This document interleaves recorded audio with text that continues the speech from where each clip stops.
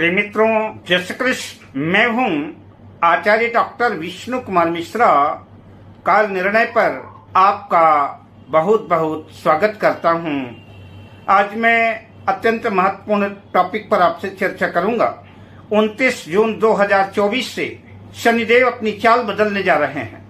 17 जनवरी 2023 से शनिदेव कुंभ राशि में मार्गी चाल चल रहे थे, किंतु 29 जून 2024 से रात्रि में 11:40 पर शनिदेव कुंभ राशि में अपनी चाल बदलने जा रहे हैं। मार्गी से बकरी होने जा रहे हैं। जब शनिदेव चाल बदलते हैं तो सभी 12 राशियों में कुछ न कुछ हलचल होती है, कुछ न कुछ परिवर्तन होता है।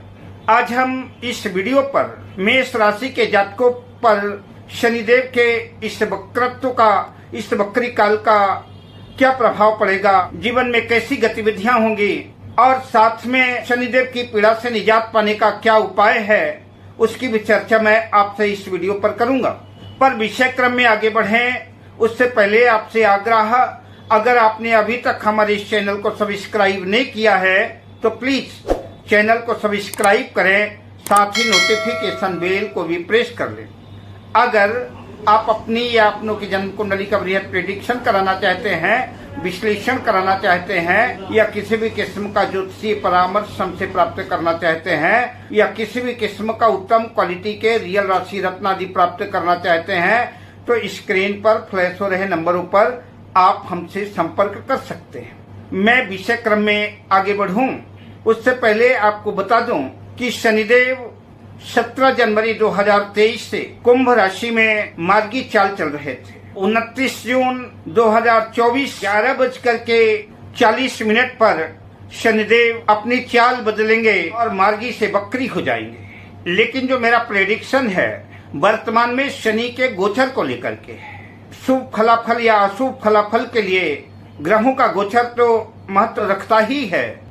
शनि एक बहुत बड़ा प्लैनेट है, एक बहुत बड़ा ग्रह है। आपकी कुंडली में शनिदेव की स्थिति भी कैसी है, कुंडली में शनिदेव अच्छे हैं, खराब हैं, बकरी है, मार्गी हैं, और अन्य ग्रहों की पोजीशन कैसी है, अन्य ग्रहों की स्थितियां कैसी है, कुंडली में किस ग्रह की दशा, अंतरदशा, प्रत्यंतर दशा चल रही है, इन सब चीजों का भी अपना असर पड़ता है।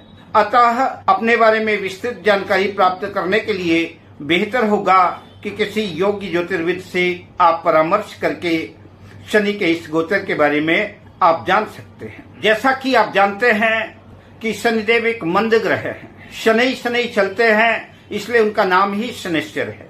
मकर राशि और कुंभ राशि के स्वामी हैं, काल पुरुष की कुंडली में दशम भाव के स्वामी हैं। अतः शनि को कर्म का देवता, कर्म का ग्रह माना गया है। हम मेष राशि का जिक्र करते हैं। मेष राशि में शनिदेव दशम भाव, कैरियर के भाव का और एकादश लाभ भाव के स्वामी हैं, और जन्म कुंडली के एकादश लाभ भाव में ही शनिदेव वक्री होने जा रहे हैं। इस वजह से निश्चित रूप से आपके आय में, आपके इनकम में कुछ न कुछ कमी आपको देखने को महसूस होगी। आपके आय का ग्राफ घट सकता है। इस वक्त जो है कोई बड़ा जोखिम, कोई बड़ा रिस्क लेने से भी आपको बचना चाहिए। शनिदेव की 3 दृष्टियां हैं। शनि की तीसरी दृष्टि लग्न पर पड़ने की वजह से हो सकता है कि आपके कामों में रुकावट आ जाए और रोचक योग का पूरा लाभ आपको न मिल सके। आपके अंदर आलस्य, प्रमाद का भी आप अनुभव महसूस कर सकते हैं। संभव है जो काम 3 दिन में होने वाला हो उसके लिए 13 दिन लग सकते हैं, यानी शनिदेव विलंब कराते हैं। आपके अंदर भी आलस्य का समावेश हो सकता है, जिसकी वजह से आप सही समय पर सही कदम नहीं उठा पाएंगे और कार्य क्षेत्र में असफलता का सामना करना पड़ सकता है। जो लोग शनि से संबंधित कार्य क्षेत्र में संलग्न हैं, केमिकल का काम कर रहे हैं, इंडस्ट्री चला रहे हैं, किसी तरह की मशीनरी के क्षेत्र से जिनका संबंध है, लोहे से संबंधित काम कर रहे हैं, बिल्डिंग कंस्ट्रक्शन, बिल्डिंग मटेरियल का काम कर रहे हैं, किसी भी तरह के ऑयल, गैस, पेट्रोल, डीजल आदि से का जो काम कर रहे हैं, उन्हें अपनी गलतियों को सुधारने की आवश्यकता है। अपनी गलतियों को तराशें, अपने क्षेत्र में अधिक मेहनत करने की उनको आवश्यकता है, वरना एक लंबा नुकसान आपको उठाना पड़ सकता है। Engineer, doctor, chartered accountant, astrologer और जो लोग किसी भी तरह से एडवाइजरी यानी परामर्श के क्षेत्र से जुड़े हैं, अधिवक्ता, वकील आदि, इनके लिए शनि का वक्रित्व बेहतर परिणाम लाएगा। ये एक अच्छा खासा लाभ अर्जित कर सकते हैं। शनि की 7वीं दृष्टि पंचम भाव पर रहेगी, अतः पढ़ाई लिखाई में मन न लगना, शिक्षा के क्षेत्र में कोई न कोई अड़चने, कोई न कोई रुकावट का आना, भ्रम, भय, आलस्य, प्रमाद आदि की स्थितियां आ सकती हैं। चाहे पिता पुत्र का संबंध हो या लव रिलेशन का, इस वक्त जो है संबंधों में खटास आ सकती है, दरार आ सकती है, मन मुटाव जैसी स्थितियां, मतभेद जैसी स्थितियां बन सकती हैं। अतः संबंधों को बेहतर बनाने के लिए अपने ईगो को, अपने अहंकार को छोड़ करके अपनी गलती को स्वीकार कर लेना ही बेहतर होगा। अगर कोई महिला गर्भ धारण कर चुकी हैं तो शनि के वक्रित्व काल में उनको अपने गर्भ की जो है विशेष रूप से देखभाल करने की आवश्यकता पड़ेगी। समय समय पर डॉक्टर को दिखाना ही आपके लिए बेहतर होगा। और जो लोग गर्भ कंसीव करना चाहती हैं, गर्भ धारण करने की इच्छा रखती हैं, उन्हें भी अपने डॉक्टर से संपर्क स्थापित करके और किसी विद्वान एस्ट्रोलॉजर से, किसी विद्वान ज्योतिषी से संपर्क बना करके कुछ उपायों को संपन्न करने के बाद गर्भ धारण की स्थितियां उनकी बन सकती हैं। शनि की 10वीं दृष्टि अष्टम भाव पर है। मेष राशि की कुंडली में, मेष लग्न की कुंडली में अष्टम भाव में वृश्चिक राशि रहती है, तो मंगल की राशि है। लग्न के भी स्वामी मंगल हैं और अष्टम भाव पर भी मंगल की राशि है, और दोनों भाव में, लग्न में भी और अष्टम भाव में भी, लग्न में शनि की 3री दृष्टि है और अष्टम भाव में शनि की 10वीं दृष्टि है। अतः को वाहन आदि चलाते वक्त विशेष सावधानी की जरूरत पड़ेगी। चोट चपेट आदि की संभावना बन सकती है। आप आलस्य और प्रमाद के शिकार भी हो सकते हैं और अपने टालम टोल स्थिति की वजह से, आलस्य की वजह से अपना काम बिगाड़ भी सकते हैं। कुछ लोगों को हड्डी के रोग, जोड़ों के दर्द आदि परेशान कर सकते हैं। अतः अपने खान पान और सेहत को लेकर के सावधानी बरतें।